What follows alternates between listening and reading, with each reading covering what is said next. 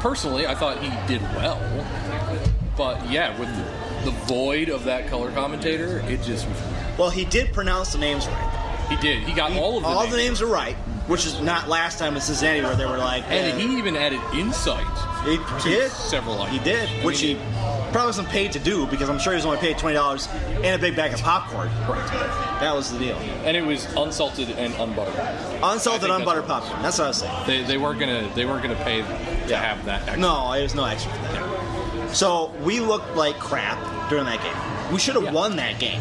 Except for maybe the run of play for the first 15-20 minutes. I think that the United should have had a goal. We could have. You know, I agree with that. From box to box, we looked reasonably well. But it was that final third that we had absolutely no plan. No. And it was our own final third that we just kind of wandered around. The nice thing is, Kalman looked good again. He did, in center back. Boxall looked fine. And guess who looked the best, though? Darwin looked the best. Oh, yeah. And and the commentator even brought that up. And like I said in text message, guys, at what point did Darwin was like, screw you guys, I'm going home, because he's doing everything he can, and nobody's making plays. I would have done it a long time ago. Yeah, I would have. I mean, seriously. He was making plays, he was getting the ball to the guys, he was doing what he needed to do, and nobody was helping him out. That's right. Nobody's helping out at all. And so Adrian Heath made the comment that essentially major decisions had to be made after this game. Now, obviously, any decision anybody above athletic trainer makes is questionable. So, who cares? But at the same time, I think he was hinting at Christian Ramirez because I thought Christian looked terrible. I mean, he didn't do anything. No. He just kind of wandered around. And I have a feeling Heath, though I don't know that I necessarily agree with throwing your players under the bus. Yeah. I think Heath was shooting a shot across the bow at Christian Ramirez. You're talking about big changes being made. Let's get to your point where we talked about Calvo in the World Cup, right? Right. And the fact that for Costa Rica, what is he playing? Is he playing wing? He's playing wing back, yeah. Okay, wing back. Except for the last game. Last game. Okay. And he's looked good at wing back. Yeah. And what did I tell you? What did I tell you in the text? I don't think he either didn't watch those games or he watched them and he's not going to believe what he saw because Calvo is a better wing back than he's a center back. Calvo is a better forward than he is. Exactly right. But what did I tell you? As soon as he comes back, he's going to shoehorn him back into center back. No, yeah, I agree. I think that's the way it is. And it's sad because I think Brent Kalman deserves this start because he's played well. And again, Calvo clearly looks better in that role that he's not the focus of everything. Do you think Heath will actually go for that? Do you think he'll try him out there? Well, I think it'll depend on what happens tonight. Yeah. So I'm gonna preempt you a bit. Yeah. And say I think tonight is the determination as to what has to happen with the FO and the gaffer. So you thinking that if our center backs aren't playing well tonight, then he's going to go back to center back, right? I think so. Okay. And I think if we don't play well as a unit, I think we will see wholesale changes. Okay. Because Colorado is awful. Yeah. I mean, just terrible. And the fact that we're at Colorado automatically gives them at least a goal. Yeah. And I just have this feeling that if we don't pull a result in this game, and I'm not talking wrong, I think we have to have a win. Yeah. If we don't have a win, we're going to see some heads roll, whether it's personnel, and we should manager, and we should, because the fact is, what he's doing right now is not working for us. And we talked about this before. I mean, we've talked numerous times about this. Heath, I don't think he has his pulse on the game right now. Right. I think he's trying to shoehorn things in there that aren't like working for us. You know, Right. that's what I'm saying. Yeah, I completely agree. And you know, I really like Heath. I think that he's a very good player. Yeah. And I think he has good ideas. Yeah. And so we've had this discussion, and I know it's coming up, Yeah. that you think Heath needs more time. I think he needs at least 2 years. 2 years. I would like him to have more time. Yeah. But at the same time, I think the fan base is getting a little. Well, I understand antsy. that. I understand that. And so for me, I'm really torn because I would like him to have more time because I think a lot of it revolves around the personnel that he has. Yeah. And And we talked about this before, though. Who makes those personnel decisions? We don't know.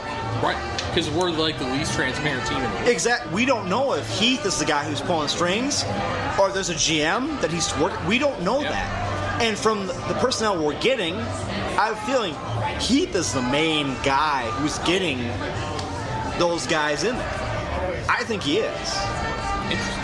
I don't. I think he is. I think he is. I think for me, based on the very standard diplomatic responses that he gave, Sam was traded. Yeah. Based on Michael Boxall, I think it was yesterday, made a comment to the Scrib about how the entire team was gutted when Sam was traded. I have a feeling that these personnel decisions are coming from above Heath. And I could be wrong, obviously. But then I don't know. the problem is not Heath. Then that goes to your front office, and we don't know who's making those decisions. Exactly. We have no idea. Right. So we can only be mad at Heath for doing what he's doing. We can't be mad at somebody else for doing something that we have no. I mean, we don't know. Right. No, I agree. At the same time, I just think I don't see I don't see evidence from Heath that he's been able to adapt to the shit that he's been given. And I think that you look back at his track record in Orlando City, you say he couldn't really adapt there. Right. And so they bring him into Minnesota, and it's like, can't really adapt here either. Right. So is he not?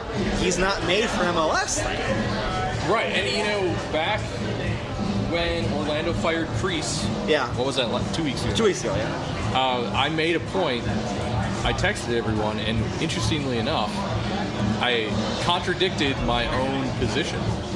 And I said, look, Heath was there a year and a half. Yeah. Couldn't do anything. Kreese was there, was it a year and a half? I think it was a year and a half. I think it was only a year. It might have been. No, See, I think he might came. Did he come in? Did he come on in place of Heath? I think he did. So I then think it was he 2 did. years. Yeah, 2 years. And so he was there 2 years, and he couldn't do anything. Yeah. So my text was like, maybe Orlando needs to be considering it's not your managers, and in which case that contradicts my argument. It could be. It's your front office. But I mean, let's get into it, because me and you had a little argument on text about how good teams should be in their first and second years, right? So I made a little cheat sheet. Yes. I'm not gonna lie. And I was at work. Well, you discuss it. I'm gonna get another beer. Yeah, you go get another beer, and I'm gonna discuss this.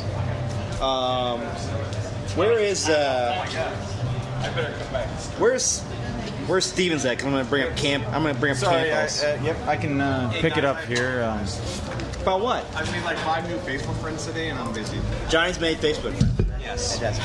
Are we live Met still? more cool We're guys still, online. we're still live. There's only one cool guy, there's only one cool Dave I met online, and Stevens isn't it. I met you. Well, you didn't meet Dave online though. We met in high school. I was talking to my brother. But we're gonna talk about, because Dave and I had a little argument on texting. We're gonna talk about teams that have been good in their first year in MLS. Okay, I made a list. every expansion team and what they did. Okay. Starting from 98. Okay, there were 2 expansions in 98. And Starting in 1908.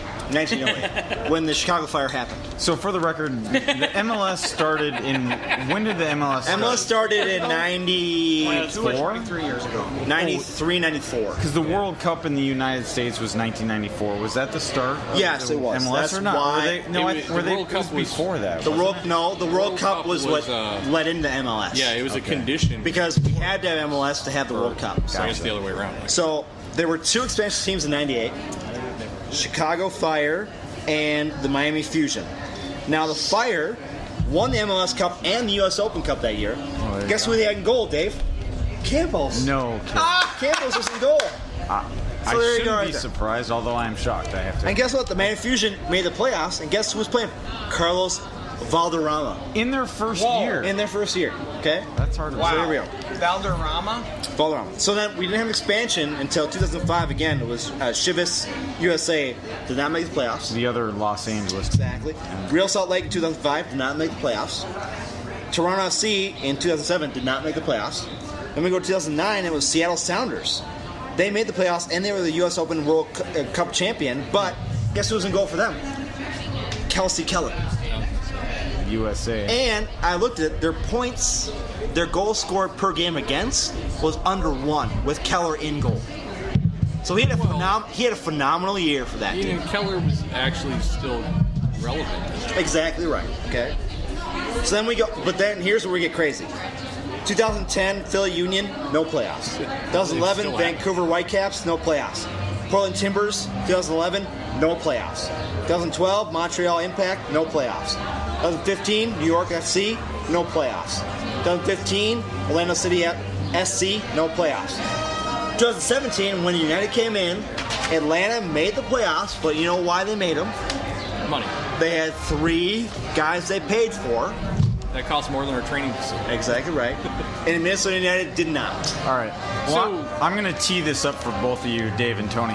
So, yes, obviously the Minnesota United did not make the playoffs in their first year, but I mean, if you think from an expansion point of view, and let's think from a fan's point of view, that's why we're doing this. Yeah.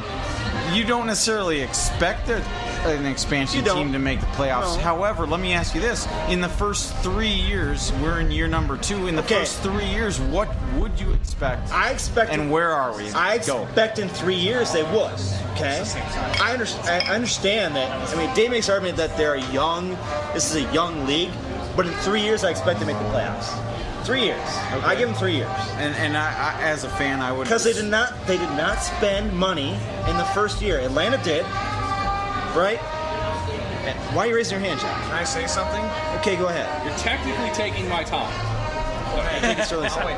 Well, here's the thing. Are they going to be like the switching sports here, like the Twins, and just live off the stadium like they did? No. Say they need a new stadium to get a winning team and never produce. I don't That's think exactly what the Twins did. No, I do not think that. I don't think Garber was. No. Stop it. I'm going to steer this back to what I asked, and I want to hear. I Because heard the Tony's Twins opinion. needed a new stadium to compete. Correct. Nothing's happened. I'm going to steer this back to where I want my Minnesota. question answered. And Tony answered it. It's like a debate. I want to hear Dave Sterling's opinion. Just what do you expect from an expansion team after 3 years? Where should you be? So, here's my thing. If this was any other sport, I wouldn't care. But Tony briefly mentioned it. Being that the league is so young, being that the league is growing, That's right. and every single year we're getting a new team and we're trying to expand, I think the necessity or the urgency of success is higher because you have this situation where you have a lot of fans showing up at TCF. Yeah. I mean, basically 10 to 11,000 who were not of any interest in, or who had no interest in Minnesota United in 2016. And so you have these new fans, and they want to follow soccer. They want to follow MLS. But if you're not going to be successful, those fans are going to start trickling off. But And it's so. And I'm okay so, with that. And so the issue is, while all of us agree